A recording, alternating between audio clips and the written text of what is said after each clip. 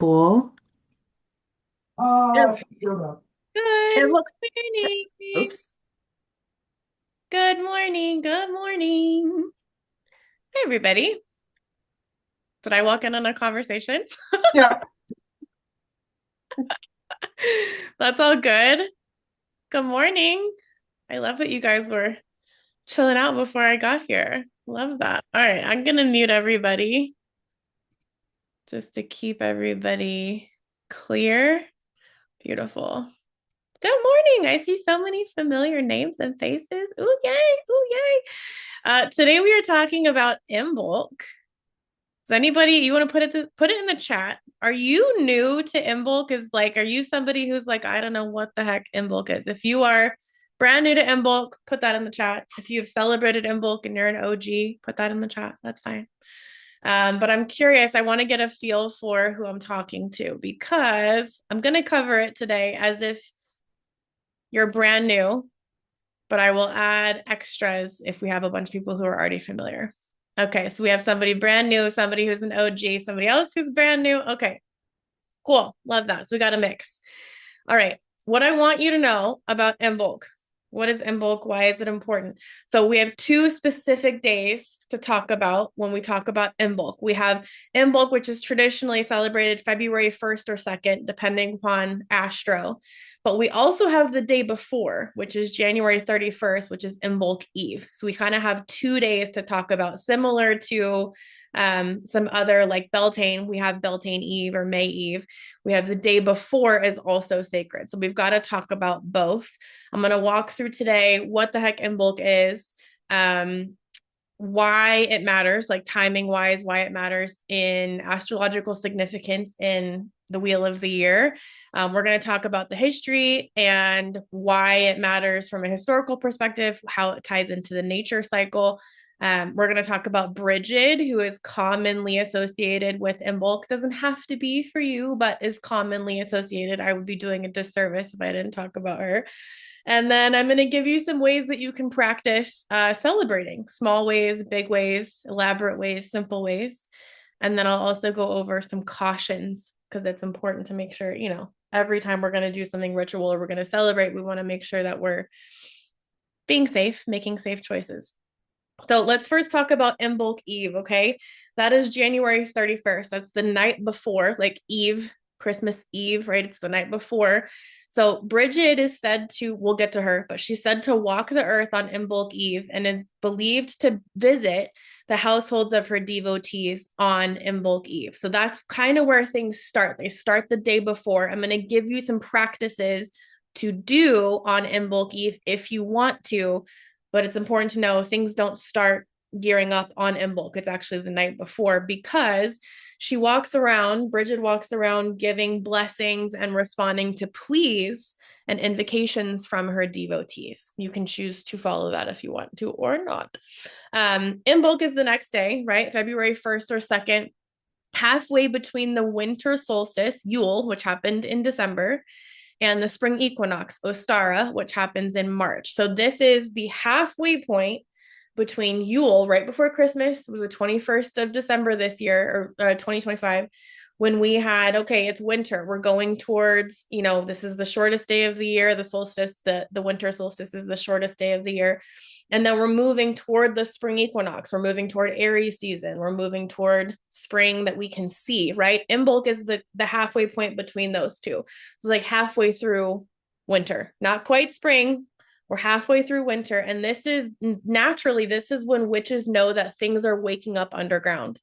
This is when the insides of the trees are growing, the sprouting is happening underneath the ground. We cannot see the physical evidence of things growing through spring yet, right? Nothing's breaking ground, no flowers are blooming. Traditionally, I get that seasons change. But when we're looking at the general natural cycle of things, this is when spring is starting just underground, right? Which is no, things are starting to bloom even though we can't see them, starting to grow even though we can't see them. Imbolc derives from Irish Gaelic. It's an Irish word and is translated loosely as in the belly. What that means, it's usually interpreted as referencing the pregnancy of sheep, right? This is when in natural cycles, right, the sheep in Ireland and surrounding areas would be close to giving birth, right? So this is a big time of springtime. You think about incubation, the things that aren't ready to be birthed yet, but they're incubating, right? Imbolc is also one of pre-Christian Ireland's four major fire festivals. Those are also things that we follow on the Wheel of the Year. The other ones are Beltane, Lughnasadh, and Samhain, right? So this is the first of those, or one of the four major fire festivals. Imbolc is dairy. I wanted to talk about dairy foods, talking about lambs and milk, right? Dairy foods are traditional. If you want to work dairy, or if dairy is part of your diet, you can work dairy foods into your celebrations of Imbolc because of the connection to lambing and fresh milk at this time, in historical and traditional natural significance. This, like I said, traditionally for us witches, this marks the beginning of spring. It marks the beginning of the end of winter, right? It's not officially spring until we hit spring equinox. We hit Ostara in March. But this is noticing the first subtle signs of growth. Okay. As a growth minded teacher, I love this shit. This is like the moment you start to see the internal process moving, the moment you start to see synergy in a concept. Oh, it's so exciting. We haven't crystallized it yet, but the seeds are there, right? In Wicca, which is different than witchcraft, Wicca is a religion. I just covered this with our semester students this last week. In Wicca and related paths, right? Imbolc is a festival of purification, of renewal, of inspiration. Many modern practitioners who don't follow Bridget, or maybe aren't Irish, aren't aligned with Celtic gods and goddesses, Celtic, energy, they celebrate Imbolc as just a turning of the wheel, right? And Sabbath, a time to honor nature, and a herald of spring without necessarily making it about sheep or Bridget or any historical aspects. But I'm here to give you lots of facts, not to tell you what to do. So that way you have options.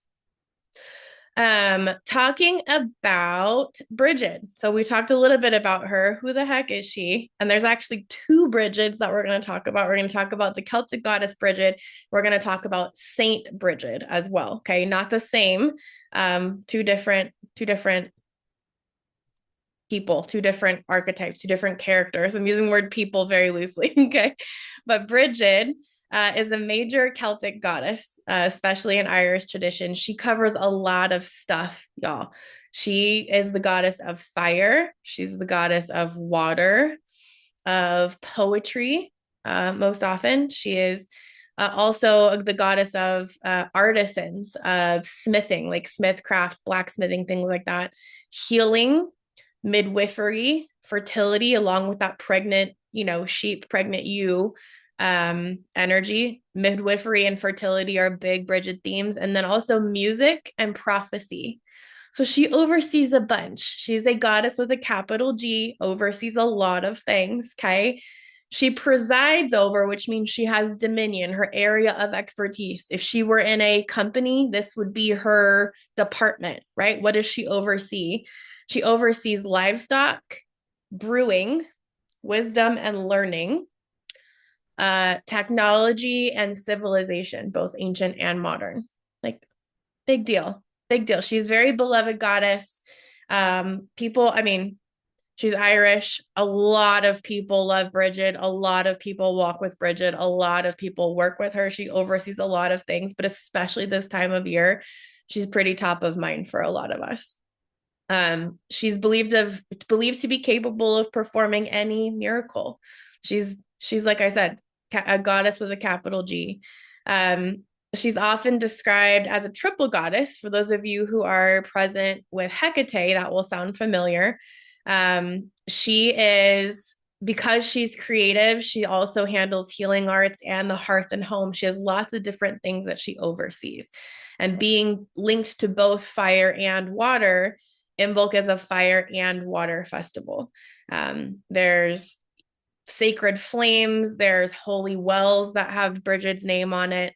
Imbolc is her Sabbath, really, in a lot of modern pagan paths, because we're celebrating Bridget as the maiden as the spark of life returning to land, right? As we get into spring, we're also celebrating Bridget on Imbolc because what she does is she collects the kindling for the fire that will precipitate spring. She's warming things up, right? We love that. Because of her strong association, the goddess Bridget, with women and creativity and midwifery, Imbolc is sometimes observed as a women's holy day with female centered rites, which is pretty cool. That's the goddess Bridget. Now we got to talk about Saint Bridget. Okay. February 1st, the day of Imbolc, is the day that Saint Bridget is believed to have been born and died. She was a busy and beloved saint, has a huge constituency. She's the matron saint of midwives and newborn babies. She is usually invoked for things like protection, overseeing when birthing humans go into labor. So anything with the, delivery ward, maternity ward, new babies, newborns, midwifery, anything like that. Saint Bridget is a phenomenal saint. If that's part of venerating saints as part of your practice, she's a phenomenal saint to call. She's also the matron saint of blacksmiths, poets, livestock and dairy workers, poultry keepers, sailors, travelers, and people from difficult households. You can interpret that however you want. If that's you as an adult having a difficult household, or maybe you had a childhood with a difficult household, you have a child in a difficult household, you can ask St. Bridget for help with that. She favors, just like the goddess, Bridget, St. Bridget favors offerings, good deeds, charitable donations, candlelight in her honor. Candles are good for both. So you can see how there's similarities between the Catholic representation of Saint Bridget and the goddess Bridget from the Irish or from the Celtic tradition. Some similarities, some differences. Choose your own adventure, choose what aligns. Nothing aligns, leave it all. Okay. Any questions on this? You can put them in the chat if you have questions. One of the things that I thought I would talk about, I usually like to set y'all up with opportunities for experiences, whether that is something that is, easy to do and creating a small ritual that doesn't have a lot of supplies, doesn't create a lot of, interruption in your day, but still gives you a way to honor what is going on energetically, naturally. Maybe if you want to follow Bridget or you're interested in her energy, to give you a way to connect with her. I also like to give you some more elaborate things. If you really want to spend time or you're really, really called to a particular Sabbath, then you have options. So going through some simple, semi-complex, and more complex ritual ideas for how to celebrate Imbolc.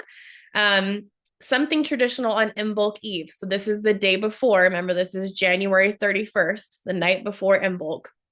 You can lay a cloth outside to gather a blessing from Bridget. Then you wouldn't take this inside and put it in the laundry, right? You're going to take it inside and use it for protection and healing throughout the year. Each member, if you do this, each member of the household should have their own cloth. Put them outside after the sun goes down, leave them outside overnight. Super easy. It can be a t-shirt, it can be a strip of ritual cloth, it can be a tote bag, it can be whatever you need it to be, right? Whatever kind of cloth you want. But use that for healing and protection throughout the year. It's not something that you're going to bring in and forget about. It's not something that you're asking a goddess for a blessing. There needs to be a level of respect, right? If she's going to pass by, she's going to bless that cloth for you. Don't just pick it up and throw it in your laundry pile. That's a good way to piss her off. Okay. It's a good way to piss any goddess off. Don't do that. So take your cloth that's outside, bring them inside in the morning, one for each household member. Don't wash it. Don't launder it, like preserve it like it's a talisman, right? You're bringing her blessings towards you. And ideally, you want to ask her for a blessing around the things that she oversees. She is somebody who is thought of as, like I said, being able to perform any miracle that you ask. But specifically, if it's a miracle or a request or a blessing around something that she oversees, right? Like fertility or art. If you're a handmade artisan, you want her to bless your business or your items or your process. Love that. Workshop. Love that. So that's an easy way, right? It's traditional, other easy ways. It's traditional to leave offerings of grass on the doorstep overnight. Cows are sacred to Bridget, and this is thought to just like I feed the dogs for Hecate, right? This is a way to give something of an offering to the creatures that walk with Bridget. It's like, when you're out with your dog in the summer and there's dog bowls and people have put out water, it's like so thoughtful that people have thought about your companions, right? Same thing. So we're doing just like we leave cookies and milk for Santa and we leave treats for the reindeer, right? Go completely the opposite way. You can do the same thing with Sabbath. So leaving grass at the doorstep for her cows is a traditional, easy offering to be able um, to give to the cows, to give to Bridget to honor Imbolc. Also, another customary idea, goddesses love cake. Okay, of course, goddesses love cake. So any sort of baked item, it can be an actual cake or it can be, a piece of bread, something that you baked or something that was baked that you picked up for this purpose. Um, Put it on the windowsill overnight as an offering, right? Make sure your pets can't get to it. Make sure your kiddos can't get to it. If you have a spouse that's like, why is there a piece of banana bread in the window? Just clue them into what's happening, okay?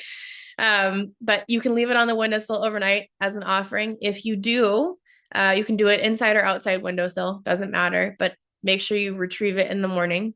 This is a symbolic, I mean, you may have, if it's outside, you may have a good time watching the birds or I don't know, whatever local wildlife are around eating your offering.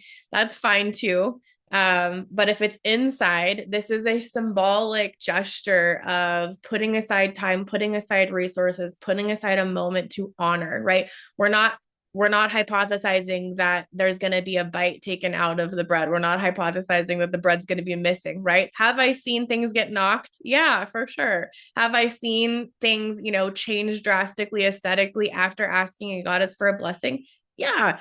But I want you to have realistic expectations, right? It doesn't mean that because we leave her an offering of, let's say, banana bread, it's going to be gone the next day. This is a symbolic, physical representation of your honoring of the energy that is happening, right? Just like we would go light a candle at a church or we would make a donation to a cause that we care about. We're putting our money where our mouth is. We're putting our resources where our attention is, where our intention is. So if you want to do a cake or a baked good, you can do that too. If you do it outside, make sure you retrieve it, assuming that it's still there, right? Don't leave your offerings outside. That's a no-no. Don't eat it, right? Don't bring it inside and eat it. Don't take it off of that plate and eat it. That is Bridget's cake. So you can feed it to one of her sacred creatures. You can, if it's hopefully it's like biodegradable, you can crumble it and put it in your compost. That's all fine. You can make it an additional offering to the earth if you would like. Looking at Bridget's cross, some of you have heard of this. These are woven, I don't have one or I would show it to you. They're woven straw made crosses. Ooh, it looks like we might have somebody who will be able to show us one. Let's see. But weaving a Bridget's cross from straw or from reeds and hanging it over your door or in your front door or in your bedroom door are a good way to bring the blessing of Bridget, the blessing of Imbolc, health, protection, those kind of things into your world. They are similar to an amulet. Okay, yeah, look, we have somebody showing us. Look, thank you so much, dude. I almost texted you before. I was like, do you have a Bridget's cross you can hold up? And here you are doing it. I didn't even ask. Thank you. So y'all can see, we have examples there.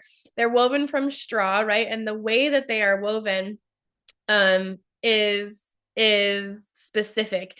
Christian legend suggests that Saint Bridget invented these amulets herself and twisting them into the emblems of Christianity to keep her hands from being idle while she was sitting beside people who were ill. Very nun behavior, right?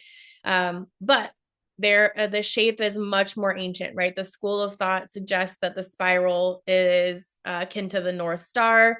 Some people say it's like the pattern made by the Big Dipper over the course of the year. Lots of different schools of thought on this. I'm not telling you what to think, just telling you that there's lots of options.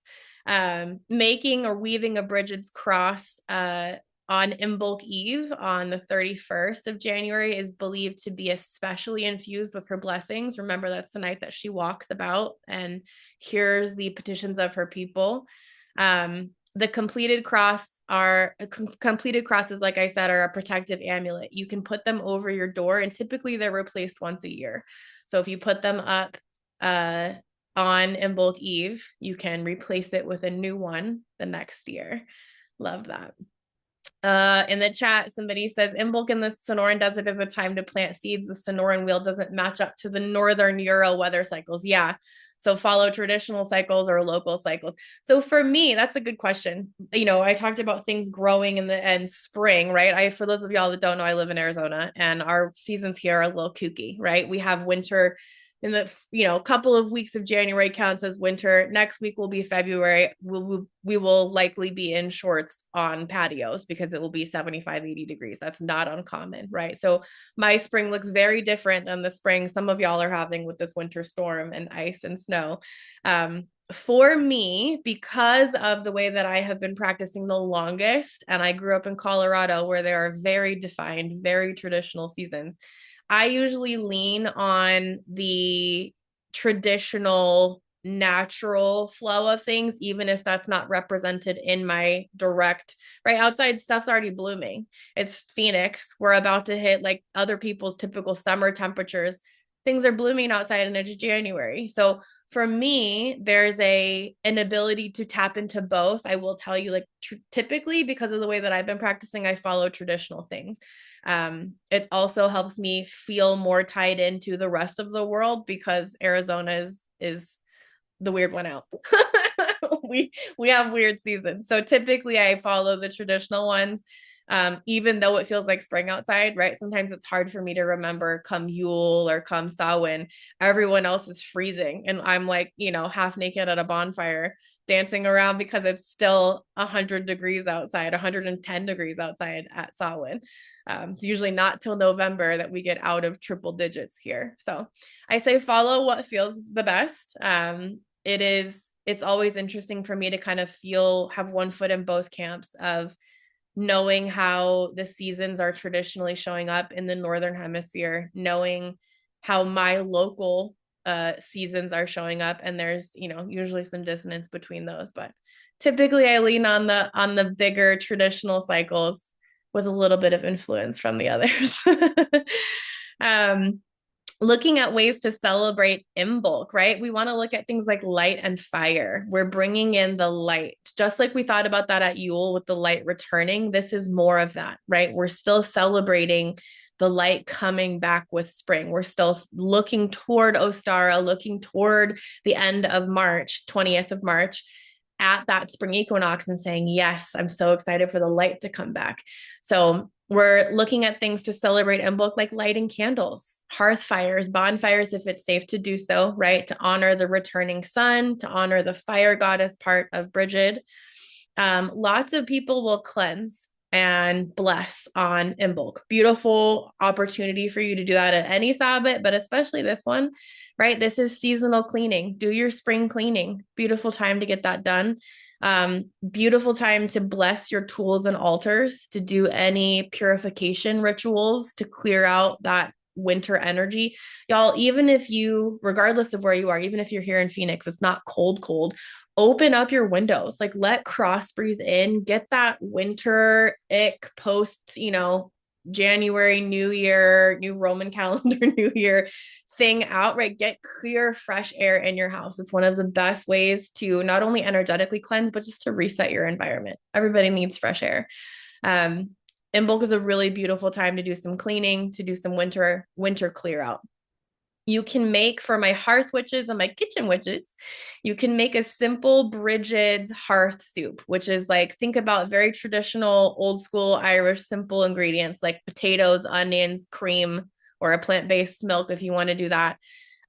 You can make a simple like rosemary bread as an offering to the returning light, offering to Brigid. If you do that, if you decide to make a soup, make a stew, a Brigid's hearth soup, make sure when you're stirring clockwise.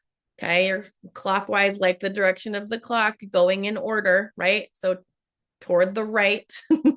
You're going to stir clockwise, and that is our increasing, right? When we start clockwise, we are increasing. So we're asking for blessings, we're asking for abundance, we're petitioning Bridget to help this, stew, this soup be nourishing. Stir clockwise and speak intentions for the coming spring. And then a good idea, if you're going to do that and ask Bridget for her blessing, is to reserve the first portion for Bridget before you eat. So when the soup is ready, grab a small bowl. You don't need to portion out a whole, human size, adult size portion. Just grab a small bowl, put like a kid size portion in the bowl and set it aside. You can put it on an altar, you can put it somewhere important overnight. Reserve that for her, and then you can eat. Again, this is symbolic. This is a way for you to honor the energy. It's a way for you to say, I am putting respect and relationship and reciprocity, those are our 3 R's at Haven, into this relationship with the Sabbath, with Bridget, with my energy, with my commitment, practice, however you want to customize this for you, let it be custom for you. I love making bread. I just made banana bread yesterday. If you are in the Haven Discord, there's a recipe for that. I love baking for Sabbath. So rosemary bread is probably what I'll be doing. Same thing when you're kneading your bread, if you're doing a bread that requires kneading, knead that bread and knead your intentions into it. As you're working your dough, as you are developing the gluten, really knead your intentions for spring 2026 into that bread. It's going to, not only is it going to taste better, right? You're going to be able to ingest that magic, really spend the time and energy and focus and presence on your requests, on your petitions, your intentions for the upcoming spring. And make sure you dedicate that first portion to her before you eat it. I've done that on some Sabbats and I've made plates and I'm like, oh shit, nobody eat. I got to take this part out first. So if you forget, do your best. It's okay. Someone in the chat said pear, onion, fennel, leek, spinach, and arugula soup. Yum. And it's green, which is phenomenal. I love that. Well, yeah, kitchen witches, I always try to make sure that we have something that you can make or a recipe that we can offer so that you have the ability to do that. I will send out in an email after this call, I will send out the copy of the banana bread recipe so that if you're not at Haven, you have that. You can access it. In alignment with our current Aquarius season, I was thinking about practices that I could give y'all, and things that would align not only with Imbolc, but with the wild astrology that we are currently in. And so I thought about 2 different journaling options for you. These are for you, between you and your journal if you want them, but ways to encounter this medicine of Imbolc while also honoring our zodiac and planetary transit. So the first journal prompt that I have for you is, where am I being called to show up more bravely as my authentic self? And what communities or causes need my weirdness right now, right? We talk about how Aquarius season is the season of the visionary. It's the season of the humanitarian, of the rebel, of the inventor. Aquarians are weird, okay? My son is an Aquarius. My partner's an Aquarius. Weirdos. I love my little weirdos. I use the alien emoji with them often because they're so quirky and ingenuitive and have the most off the wall ideas that somehow make perfect sense. And there's a huge energy right now for all of us, whether or not you have lots of Aquarius in your chart or none. There is an energy that we are all living in right now with the sun and Mars and Venus and Mercury and Pluto. Count them, that's 5 planets in Aquarius right now. It's called a stellium. So we've got all of us on the planet have this influence of Aquarius energy pumping into our aura, pumping into our world. It is the time to think about your unique weirdness, right? Who needs your weirdness? What communities can you fortify? What community, very Imbolc energy, very Bridget energy, do you want to grow? What kind of things do you want to nurture? What kind of communities need your weirdness to grow? Where are you being called to be more brave about being who you are, being authentic, saying the thing, right? I have a practice coming up for my grad level students where they get to notice how much they bend the truth on a day-to-day basis, how much they tell stories that aren't theirs, right? Once you start to pay attention to it, you're like, oh shit. So think about this. Where are you being called to show up more bravely as your authentic self? That's big energy for Imbolc, but it's also very timely for where we're at right now. Okay, that's your first journal question, which is kind of a combo. Second journal question, I will put these also in the email so that you have them written out. What old identity or story about myself am I ready to outgrow as the light returns? What old identity or story about myself am I ready to outgrow as the light returns? We spent a lot of time this Aquarius season, if you've been around Haven or watching our emails, we spent a lot of time looking at growth, right? And we've also got this Neptune from Pisces into Aries transit.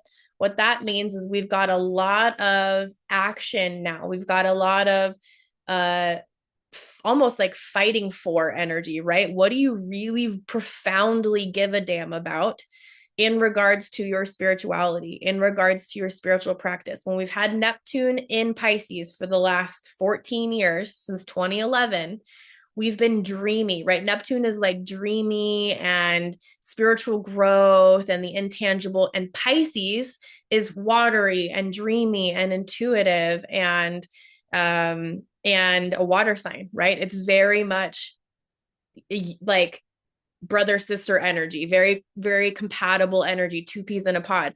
When we have Neptune and frickin' Aries, those are almost opposing, right? Those are definitely different energies. Aries is a fire sign, Aries is a let's get it done. So, what I'm telling you is, we have spent the last 14 years dreaming and learning things like meditation, learning things like the coaching industry exploding, learning things like how to have conflict-free conversations. We are have been learning things about and dreaming about the world we want to create. And now with Neptune moving into Aries, it's kind of like, okay, well, you know the things. Are you going to implement? Are you going to integrate? Are you going to bring the spiritual development that you've been curating for 14 years? Are you going to bring that to the masses? Are you going to bring your inventions, the things that you are creating, the things that you profoundly give a damn about? Are you going to use those to help the revolution that is so needed and is absolutely coming? We have Neptune in Aries until 2038. This is not going to be like over quick. This is not the same as a lunar cycle that's like, wait a week and it will shift. This is a long-term thing. From this 2026 to 2038, Neptune will be in Aries. So look at the last 14 years. Has there been moments? Has there been awareness over the last 14 years of roles that you're playing? Maybe the awareness is new. Looking at that 14-year period, what roles are you playing? What identities about yourself are you ready to let go of? Maybe you're stepping out of the broom closet. Maybe you are coming out as a witch. Maybe you feel called to be a teacher. Maybe you feel called to go get your yoga school certification. Maybe, like, what are you feeling called to embody, to go do with your spirituality? That's a huge focus right now and very good energy for Imbolc. So the question again, what old identity or story about myself am I ready to outgrow as the light returns? The light is coming back. What do you want that shining on? Who do you want to be in March? March seems like it's far, right? It's the 28th of January today. We're like, oh, March is forever. Y'all, March, we are as of Imbolc, right? We are no further from March than we are from winter solstice at Yule, right? In December. It does not seem like it's, maybe really far for some of you. Some of you, it feels like it's tomorrow. There's usually this, oh my God, we're already halfway between Yule and Ostara. We are already halfway between winter solstice and spring equinox, right? It gets a little scary when we figure out March is coming. It's not going to slow down. And who do we want to be when Ostara shows up? Who do we want to be? What does that light want to shine on when it returns back fully at the end of March, 20th of March? If you are not a journaling person and you are more of a kinesthetic person, and you're like, I don't want to make food, I don't want to do that, that's great. You don't want to light candles or a bonfire, that's okay too. I have a yoga practice that I found that is an Imbolc yoga practice. If you're watching this live, I will grab the link and put it in the chat. If you're watching this on a replay, I will put the link in the description box so you can go find it and go watch it. It's just a 30-minute awakening spring yoga dedicated to the practice of Imbolc. Go enjoy that if that's in your practice. I love doing yoga. I did yin yoga this morning for about 45 minutes before I sat down for Q&A. Love getting into my body that way. Spring is a phenomenal time to do that. Phenomenal time to get practiced in your body. Okay. Those are some complex and some simple ways to celebrate Imbolc Eve and Imbolc. Let's talk about cautions. I always mention things to be careful of, right? Make sure that you know what you're looking out for as we go through each of the sabbats. Imbolc is very candle and flame heavy, right? So you want to use good fire safety, use stable candle holders, keep flammables clear. Don't leave flames unattended. Okay. Do not get a lighted fire or whatever and leave it. We don't do that. And this is like Colorado and Arizona nature girl talking. Do not leave a fire unattended. Okay. Salt, you can have your salt or flour will work to douse fire. Remember that earth kills fire. Do not put water on flames that are out of control. Okay. If any of you have ever had like a candle spell and you try to put water on it, it will fucking explode. Okay. Don't do that. Fire, earth cancels fire. So you want to put salt on it or flour or a fire blanket. Have a fire extinguisher. That's always a good idea to have. I have one in my kitchen. Just if you're going to do anything with fire, please be cautious of your fire safety. Do not leave it unattended, right? We will talk about, if you're at Haven, we talk about St. Florian a lot. He is the patron saint of fire safety. We do a fire safety spell every year at Haven as a collective so that our fire spells for the year are a little bit safer. That's how seriously we take fire safety. Be careful, be cautious. And remember, if you're doing a candle, don't blow out your flame. Don't blow out your flame, pinch it, snuff it, don't blow it out. You can clear your intention. Somebody said they accidentally burnt down an entire garage in the summer by forgetting one freaking tea candle. Yeah, I actually have a note about how a tea light can start a brush fire in my notes. Yeah, that's rough. Yeah. So make sure there's literal, happen to be on our call, right? Literal firsthand reminder, do not forget even tiny candles. Accidentally burnt down an entire garage in the summer by forgetting a tea candle, right? A tea candle is like a $1/2 size, 1.5 inch wide, tiny, tiny, tiny. Small flame can do a whole lot of things, right? For those of you who are students at Haven going through the Awakening program, our tarot certification, if you've learned wands, you know that wands are our fire sign. A little spark can grow into a huge fire, huge, huge fire. So make sure you leave it attended. Do not leave it unattended. Okay. Attend your fire. If you're celebrating outdoors, especially be careful of dry grass. It's the middle of winter. Okay. Be careful of local fire restrictions, wind. Okay. Like I said, even a simple tea light can start a brush fire.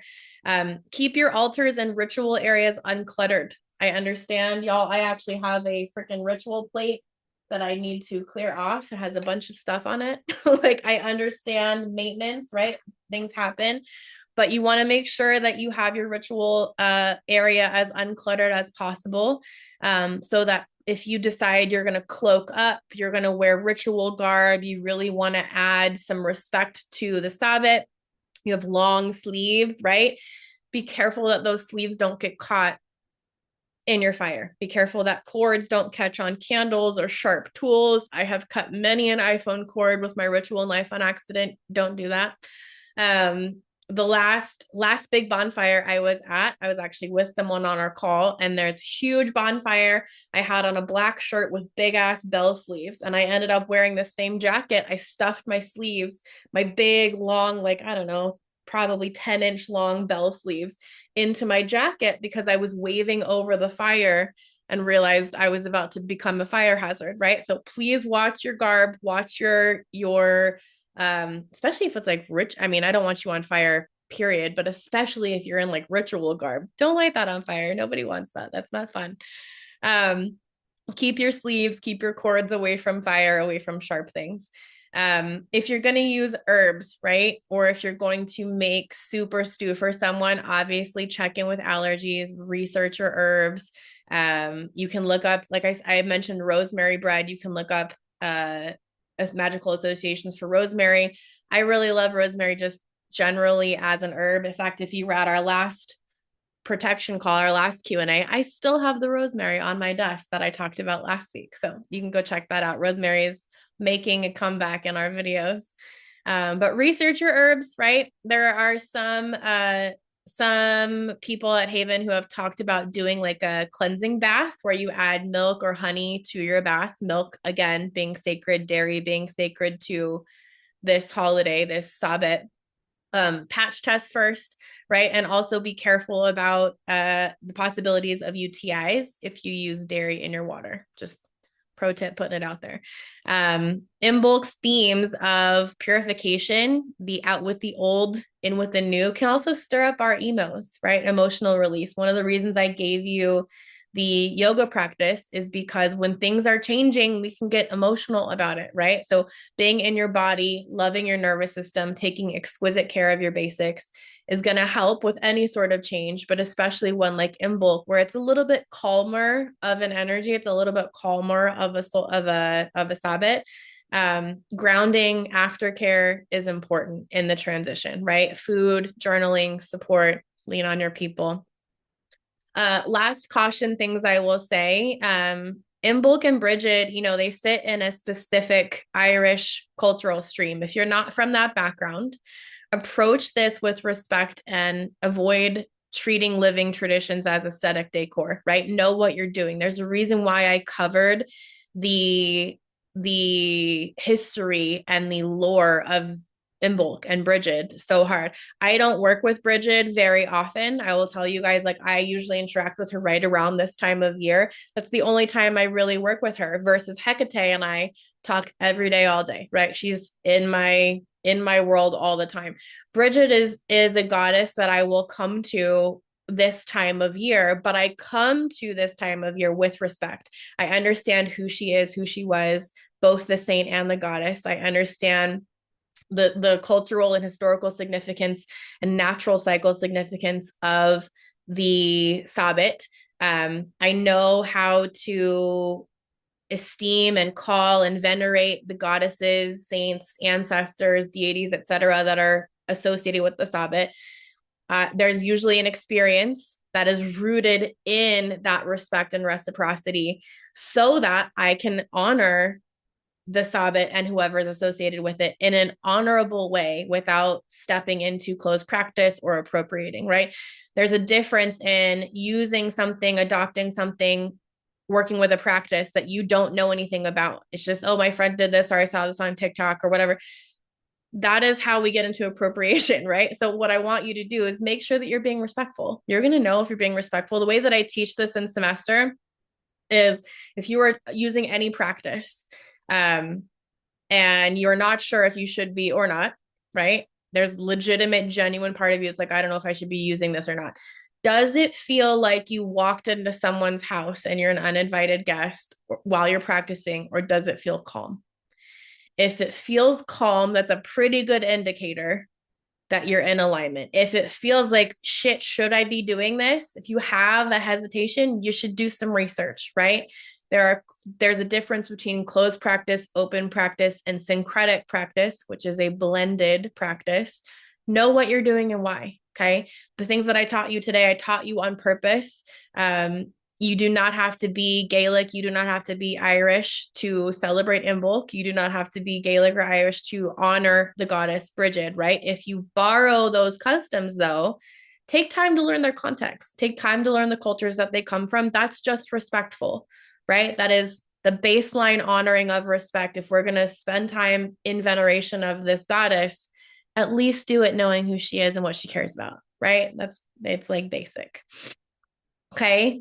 Somebody says the water in my spa is blessed repeatedly. Yes, I have been in it and it is phenomenal.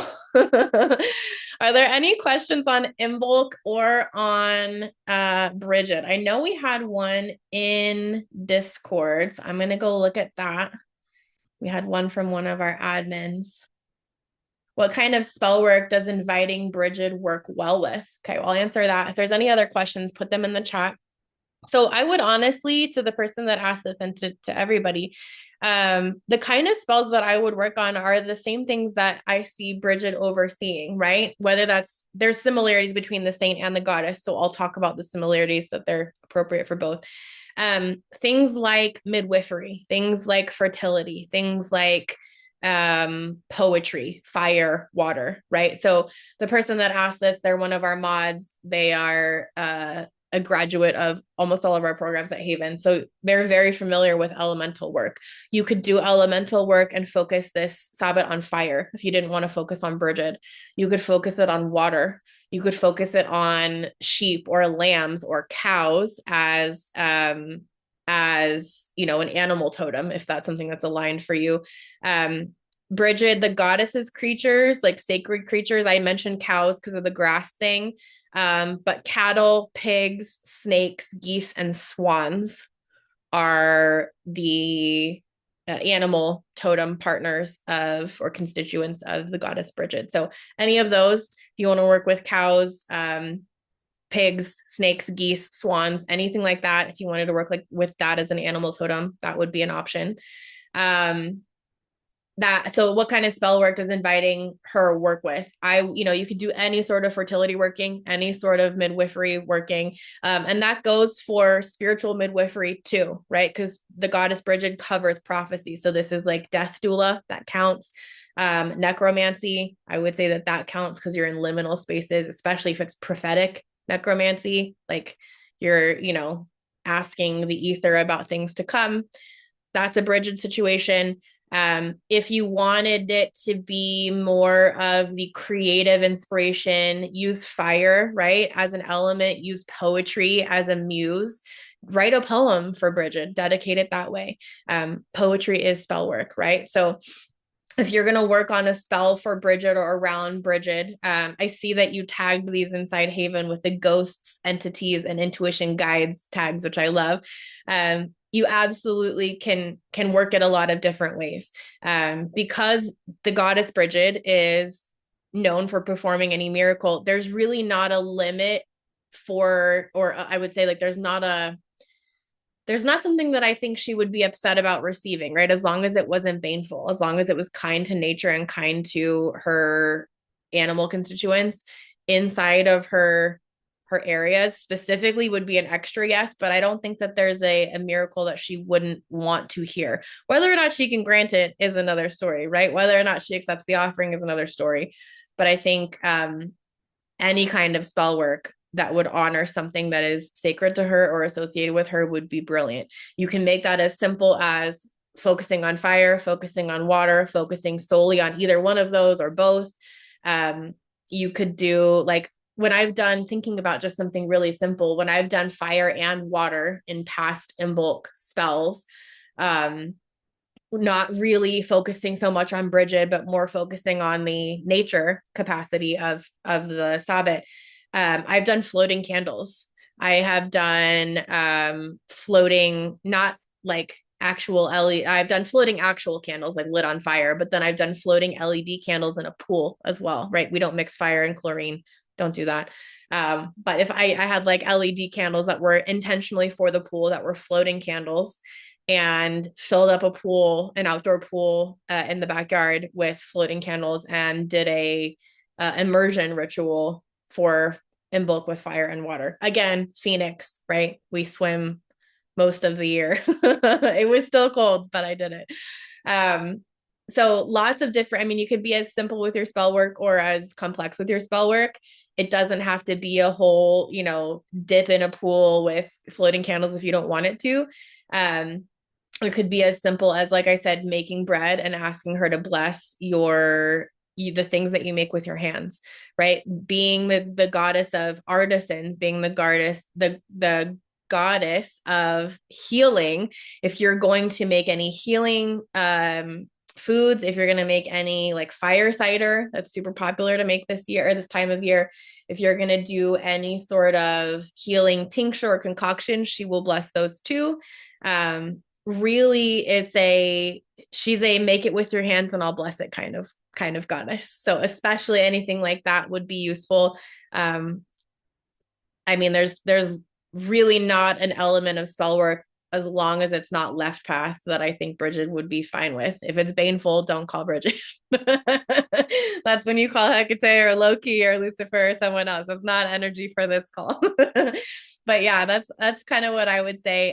Any sort of like dairy working too. There are a lot of people who do like milk baths, like I mentioned, or you can do if you're adding milk into a spell for fertility, for growth, for nourishment. That's also you can call Bridget to 10x that intention as well.